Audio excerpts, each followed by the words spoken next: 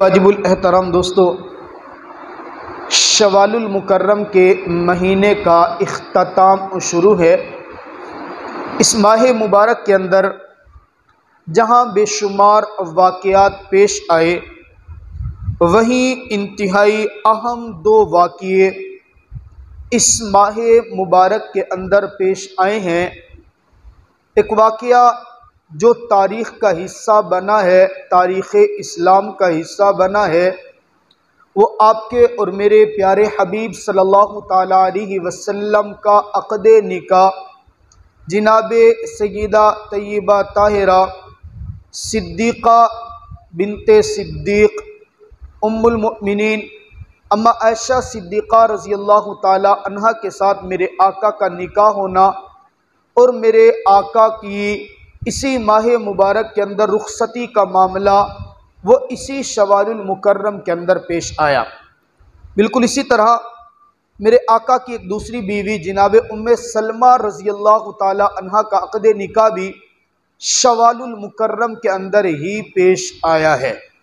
आज के खुतबे जुमा के अंदर मुख्तसर से वक़्त में हम कोशिश करेंगे कि आका मदनी करीम सल्लल्लाहु ताला अलैहि वसल्लम की प्यारी रफ़ीक़ हयात, प्यारी ज़ोजा, मुसलमानों की माँ उम्महातुल मुमिनीन जनाब आयशा सिद्दीक़ा रज़ियल्लाहु ताला अन्हा की ज़िंदगी के हवाले से कुछ बातें आप हज़रात के सामने ज़िक्र करें और साथ ये बताएं कि मेरे आका ने कैसे सादगी के साथ ये अपने निकाह कराए थे।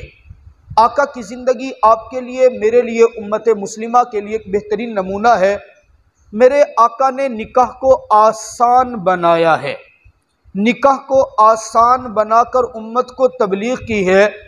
ऐ मेरी उम्मत के जवानों मुसलमानों, निकाह को आसान करो। अगर तुम निकाह को महंगा और मुश्किल करोगे तो नतीजा ये निकलेगा कि निकाह मुश्किल होगा तो जिना आम होता चला जाएगा। जिना को ख़त्म करो, निकाह को आसान करो।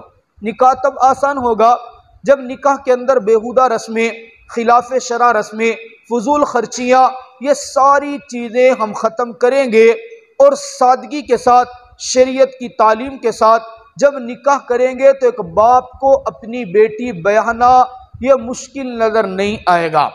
जब हम निकाह को आसान करेंगे, फिर मुआशरे के अंदर किसी के घर में बेटी पैदा होगी तो बाप को बेटी के पैदा होने पर पशेमानी और शर्मिंदगी नहीं होगी।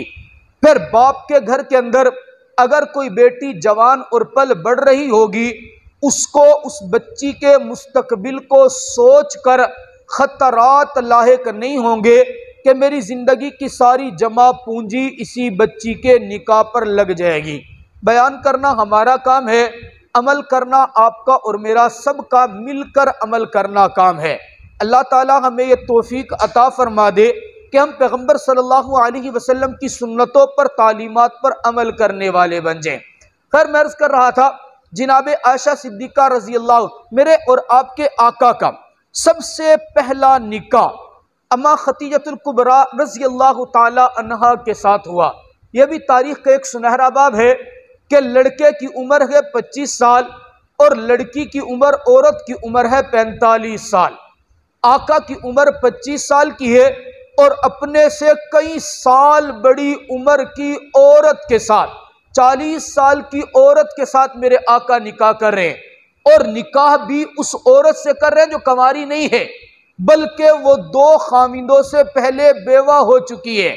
और फिर निकाह भी इतना कामयाब होता है, इतना मोहब्बत वाला होता है कि मेरे आका खदीजतुल कुबरा रज़ियल्लाहु ताला अन्हा की ज़िंदगी में किसी और निकाह का सोचते ही नहीं है। बल्कि मोहब्बत का आलम यह है कि खदीजतुल कुबरा रज़ियल्लाहु ताला अन्हा की दुनिया से जाने के बाद भी मेरे आका बराबर अपनी इस बीवी से मोहब्बत का इजहार अपनी दीगर अज़वाजे मुतहरात के सामने बराबर करते रहे हैं।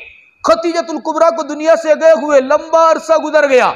मेरे आका की मोहब्बत का आलम यह है, जब भी घर के अंदर मेरे आका खैरात करते, कोई चीज तकसीम करनी होती, सबसे पहले अपनी इस पहली बीवी के दोस्तों के घर, सहेलियों के घर मेरे आका वो चीज पहुंचाकर दुनिया वालों को बताते हैं कि बीवी से मोहब्बत का ताल्लुक सिर्फ जिंदगी में नहीं बल्कि उसके जाने के बाद भी बरकरार रखा जाता है। मेरे आका तो बता रहे हैं कि बीवी से मोहब्बत का ताल्लुक उसके जाने के बाद भी बरकरार रखा जाता है, और हमारे यहाँ तो जिंदगी में ही उसके साथ अजीबो गरीब मामला शुरू हो जाते हैं। बहरहाल मेरे आका की प्यारी जोजा खदीजतुल कुबरा रज़ी अल्लाह तआला अन्हा का इंतकाल होता है हिजरत मदीना से 3 साल पहले। तवज्जो करना, आका की बीवी का इंतकाल हो गया। मेरे आका के दिल के ऊपर सदमा बहुत हुआ, मुहब्बत, जुदाईगी, इसका सदमा इतना हुआ कि आका खामोश रहने लगे। इंसान को जब कोई परेशानी सता रही हो ना, इंसान के दिल के ऊपर जब कोई चोट पड़ी हो, इंसान को कोई सदमा पहुंचा हुआ हो, आसपास के लोगों को महसूस होना शुरू हो जाता है। मेरे आका की इस परेशानी का आलम महसूस किया उस्मान बिन मज़ऊन रज़ी अल्लाह तआला अन्हु की बीवी जिनाबे खौला बिनते हकीम ने मेरे आका के पास तशरीफ लाई और तशरीफ ला के फरमाती, आका जब से आपकी बीवी का इंतकाल हुआ आका परेशान बहुत रहते हैं, मेरे आका मैं आपसे दरख्वास्त करती हूँ आप शादी कर लीजिए ना। आका फरमाता है किससे करूं? आका आप इजाजत दे दें, मक्कतुल मुकर्रमा की धरती पर कंवारी लड़कियां भी आपके लिए हाजिर हैं, बेवा औरतें भी आपके लिए हाजिर हैं, आप इशारा तो करें आपकी शादी और रिश्ते का इंतजाम कर देते हैं। आका पूछते हैं कंवारी कौन है? कहा मेरे आका सिद्दीक की बेटी सिद्दीका, उम्र मुबारक 6 साल है, आपके अक़्दे निकाह के लिए बिल्कुल हाजिर है। आका पूछते हैं बेवा कौन है? कहा सौदा बिनते ज़मआ रज़ी अल्लाह तआला अन्हा, आपके अक़्दे निकाह के लिए हाजिर है। मेरे आका फरमाते हैं जाओ पहले सिद्दीक से जाकर बात करो, मैं मोहम्मद सिद्दीक के घर में सिद्दीका का दुल्हा बन के आना चाहता हूं।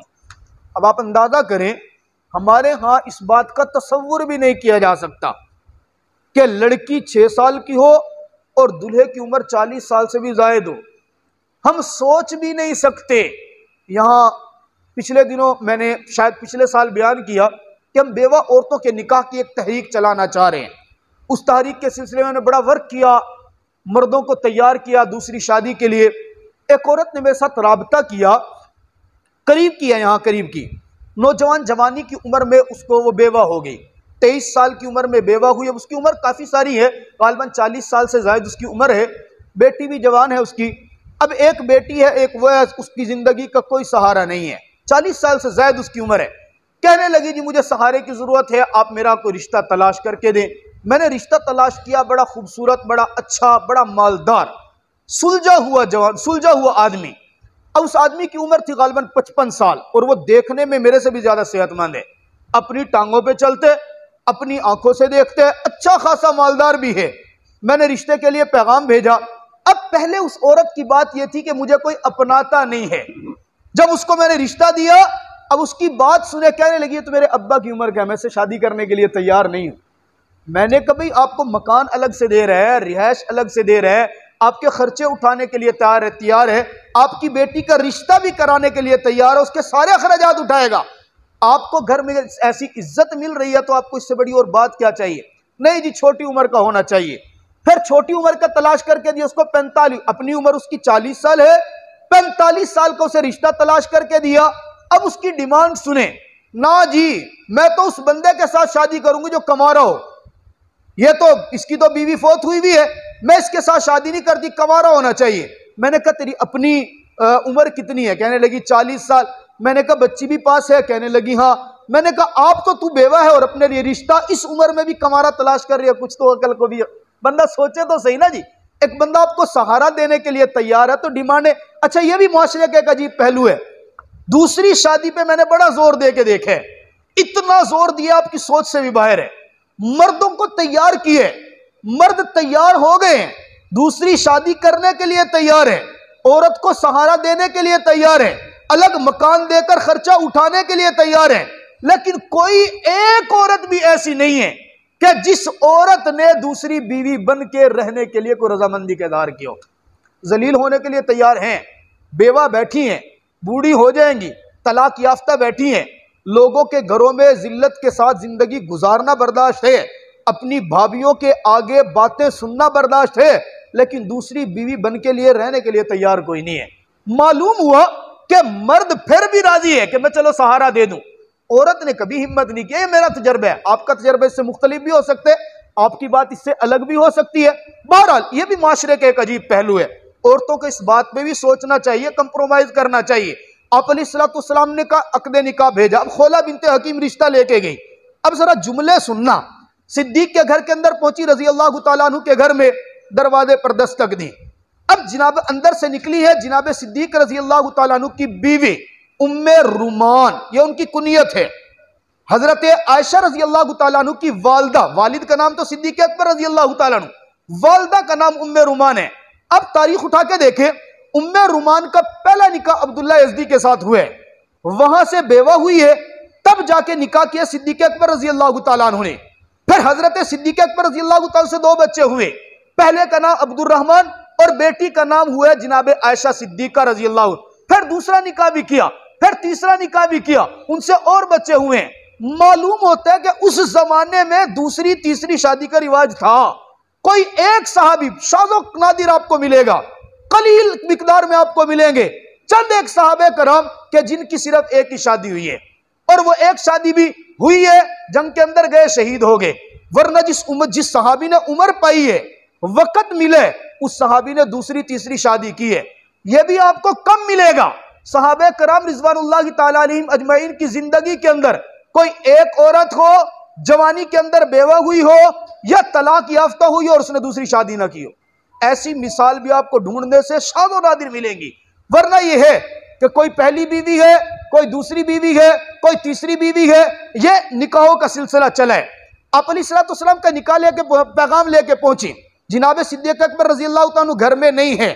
खौला बिनते हकीम जाकर कहती है उम्मे रुमान को, उम्मे रुमान, मेरे रब ने तेरे ऊपर बड़ा फजल किया है, मेरे रब ने तेरे ऊपर बड़ा करम किया है, कायनात की सारी खैरो बरकतें इकट्ठी करके तेरे दरवाजे पे भेज दी। उम्मे रुमान कहती है क्या कहने लग रही हो, जरा खुल के बताओ, कहना क्या चाहती हो। कहा वो पैगंबर जिसके लिए मेरे रब ने कायनात का निजाम सजाया है, वो पैगंबर जिसके लिए मेरे रब ने इस कायनात को बनाया है। वो शायर ने कहा ना, मोहम्मद ना होते तो कुछ भी ना होता, खुदा की कसम ये खुदाई ना होती। उस पैगंबर का अक़्दे निकाह, उस पैगंबर का पैगामे निकाह, उस पैगंबर का रिश्ता मैं तेरी बेटी तेरे लख्ते जिगर के लिए तेरे दरवाजे पे लेकर आई हूं। उम्मे रुमान उठ के बैठ गए। अच्छा, वाकई पैगंबर ने कहा? हाँ हाँ, पैगंबर ने भेजा है, जाओ जाकर मेरी बात तो करो। अच्छा, मैं चूंकि औरत हूं, खामिन की इजाजत के बगैर कुछ कह नहीं सकती, तू यहीं पे बैठी रह, घर न जाना, थोड़ी देर सब्र कर, अभी आयशा का अब्बा सिद्दीक आएगा, सिद्दीक से मशवरा करेंगे, अगर सिद्दीक ने इजाजत दे दी मैं तो पहले से तैयार हूं पैगंबर के कदमों पर बेटी कुर्बान करने के लिए। खौला बिनते हकीम बैठी हैं, जनाब सिद्दीक अकबर रज़ी अल्लाह तआला तशरीफ ले आते हैं। जैसे आए, खौला बिनते हकीम फरमाती हैं, ए सिद्दीक तेरे लिए बड़ी खुशखबरी है। कहा क्या खुशखबरी है? कहा मेरे रब ने कायनात की सारी नेमतें समेट कर तेरे दरवाजे पे भेज दी, सारी खैर बरकतें उठाकर तेरे दरवाजे पे भेज दी। कहा खौला बता तो सही, कहना क्या चाहती है? कहा वो पैगंबर जिसे सरताजुल अंबिया कहते हैं, वो पैगंबर जिसे इमामुल अंबिया कहते हैं, वो पैगंबर जिसके लिए कायनात सजी है, वो पैगंबर जिसके एक इशारे पर अबू बकर तू अपना तन मन धन कुर्बान करना सादत समझता है, वो पैगंबर तेरा दामाद बनने के लिए राजी हो गया है।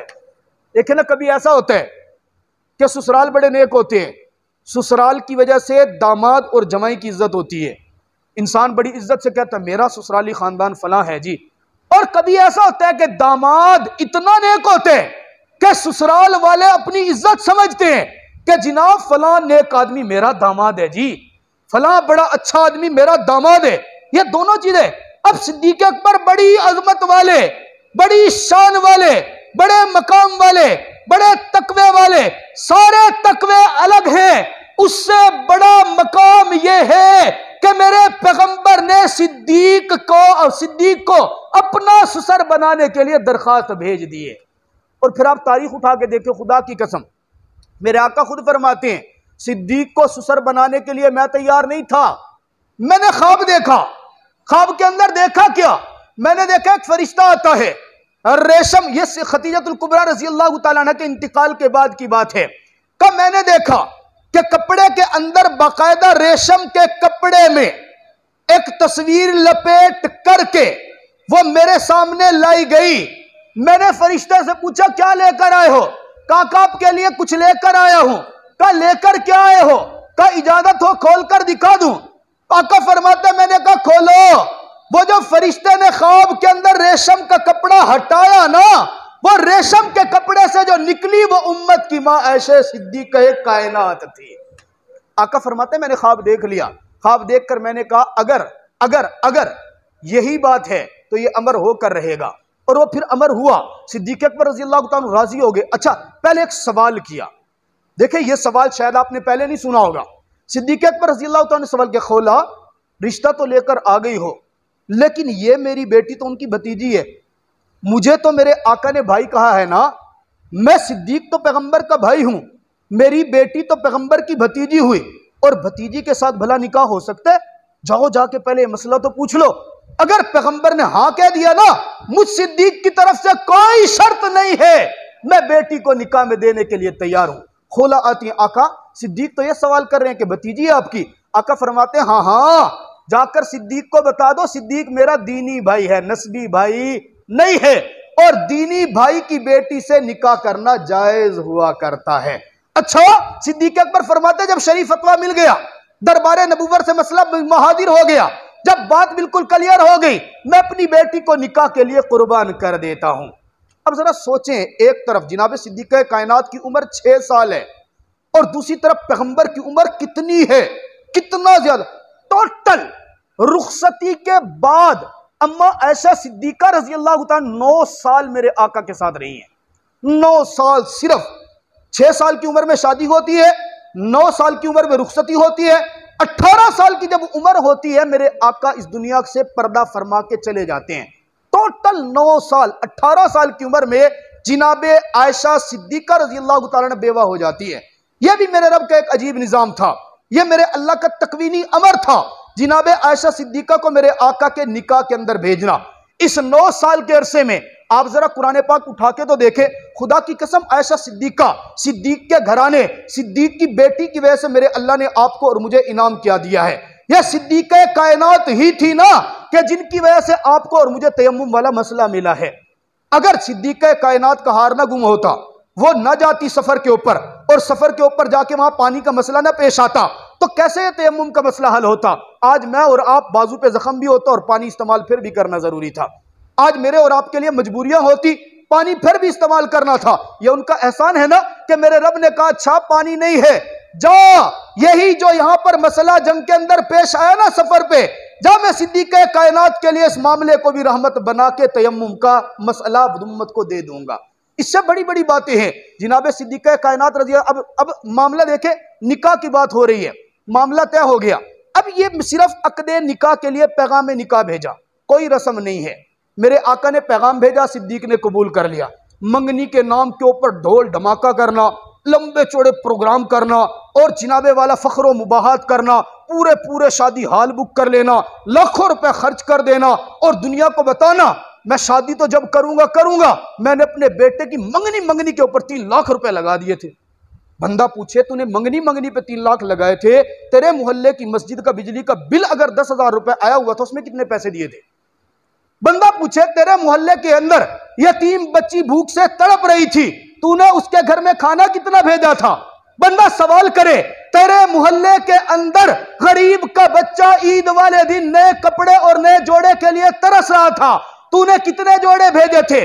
बंदा सवाल तो करे तेरे मोहल्ले के अंदर रमजानुल मुबारक के अंदर एक घर ऐसा भी था जिसके दस्तरखान पर अफ्तारी के वक्त एक सादा पानी के गिलास के अलावा और कुछ भी नहीं था, बता तूने उसकी अफ्तारी का इंतजाम कितना किया? सवाल ही पैदा नहीं होता। देखे ना, हमारे दौर में और सहाबे कराम रिजवानुल्लाह ताला अलैहिम अजमईन के दौर में यही बुनियादी फर्क है। वहां किसी एक सहाबी की शादी के ऊपर आप इस तरह के गुल गुपाड़े नहीं देखेंगे, किसी एक सहाबी की मंगनी के ऊपर आपको यह फख्र मुबाहत नजर नहीं आएगा। हाँ, यह नजर आएगा मेरे आका ने कहा मस्जिद बनानी है, सहाबी खड़े हो गया, सारा माल कुर्बान कर दिया। मेरे आका ने कहा जिहाद पे जाना है, सहाबी खड़ा हो गया, जो कुछ भी है लाकर कुर्बान कर दूंगा। मेरे आका ने कहा साहबे सुफा के तलबा के खाने के लिए कुछ नहीं है। सहाबी ने कहा आका जो कुछ घर में है लाकर कुर्बान कर दूंगा। मेरे आका ने कहा वो यतीम बच्चे वो बिलक रहे हैं, खाना कुछ भी नहीं है। सहाबा ने कहा लाकर कुर्बान कर दूंगा। यह तो फख्र है।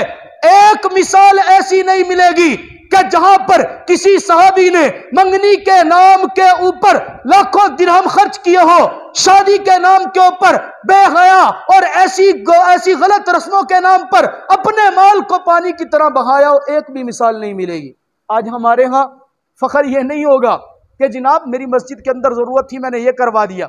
मेरे मोहल्ले में मदरसा था, उनके पास खाने के लिए आटा नहीं था, मैंने 10 बोरियां आटे की भिजवा दी थी। मैंने देखा मदरसे के बच्चे गर्मी के अंदर मर रहे थे, गर्मी शिद्दत की थी, कूलर की जरूरत थी, मैंने कूलर भेज दिया। एक नहीं मिलेगी मिसाल। हाँ यूं मिलेगी यार, मेरे बच्चे की मंगनी की जब बात हुई थी ना, लड़की वालों ने जो खर्चा किया कि मैंने भी ऐसा खर्चा करके दिखाया, लड़की वाले याद रखेंगे। अब लड़की वाले याद रखेंगे पुत्र, अल्लाह ने भी नाम लिख लिया है, वो अल्लाह भी जरूर याद रखेगा। मेरे रब ने जो माल दिया है ना, ये माल अल्लाह की नेमत है। इस नेमत को तरीके के साथ खर्च करना जरूरी है। एक एक रुपए के खर्च करने पर आपको हिसाब देना पड़ेगा। बाद लोग कहते हैं मैंने खर्च किया ना, मेरा माल था, मेहनत से मैंने कमाया था। और तूने कहां से कमाया है? मेहनत तो तेरे से ज्यादा। तू अगर एसी के दफ्तर के अंदर बैठकर लाखों रुपए तनख्वाह ले सकते हैं, तो तेरे से ज्यादा मेहनत तो सुबह से लेकर शाम तक मजदूर करते हैं, जो अपने कंधे के ऊपर एक बोरी बाकायदा सीमेंट की उठाते हैं, नीचे जमीन से उठते हैं और तीसरी मंजिल के ऊपर जाते हैं। सख्त दोपहर के अंदर मेहनत करता है, पसीना बहाता है, खून बहाता है, लेकिन मिलता क्या? सिर्फ 600 रुपए। मालूम होता है रिज्क मेहनत की बुनियाद पे नहीं मिलता होता। मालूम हुआ कि रिज्क मेरे अल्लाह की अता है, ये मेरे अल्लाह का एहसान था तुझ पे, जो मेरे अल्लाह ने तुझे दे दिया। और जब रब ने एहसान किया तो इस एहसान की कदर भी करना। इस माल को उस जगह पे खर्च कर, कल जब तू रब ताला के दरबार में जाए फखर से कह सके अल्लाह तूने माल दिया था, देख मेरे नामे अमाल के अंदर मेरे रब मेरे नामे अमाल में मिलेगा। मैंने कुरान पढ़ने वाले बच्चों को खिलाया, मिलेगा। मैंने नमाज पढ़ने वालों के लिए सहूलत पैदा की, मिलेगा। मेरे मोहल्ले के अंदर 10 घर थे मेरी गली में, अगर 10 घरों में कोई गरीब था, अल्लाह मेरी मौजूदगी में उस गरीब को किसी और तरफ देखने की जरूरत नहीं पड़ी। अल्लाह तूने माल दिया, मेरे मोहल्ले में यतीम था, रब्बा मेरे बस में था, मेरे होते हुए यतीम बच्चे ने किसी और की तरफ नजर नहीं की है। जनाब उमर रज़ी अल्लाह तआला अन्हु के बारे में आता है ना, इंतकाल फरमाया, दुनिया से चले गए, शहीद हो गए।